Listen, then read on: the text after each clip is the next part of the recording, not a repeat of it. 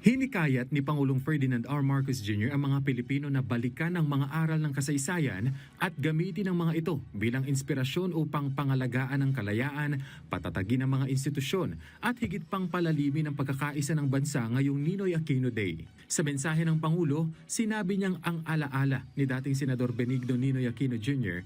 ay nagpapaalala sa tapang ng mga Pilipino na manindigan sa kanilang mga paniniwala at maging bahagi ng paglalakbay ng bansa tungo sa demokrasya. Dagdag niya, mahalagang kilalanin ang mga aral ng nakaraan at humugot dito ng determinasyong kinakailangan para mapangalagaan ang kalayaan at mapatatag ang pambansang pagkakaisa.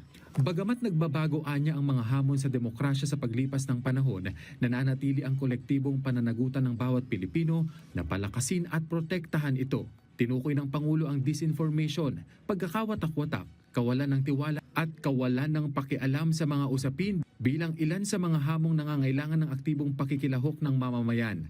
Hinikayat niya ang mga Pilipino na harapin ang mga hamong ito ng may pagbabantay at tiwala sa kakayahan ng sambayanan. Binigyang diin pa niya na ang kalayaan ay may kaakibat na kolektibong tungkulin, ang paggalang sa dignidad at karapatan ng kapwa at ang pakikibahagi sa ikabubuti ng bansa.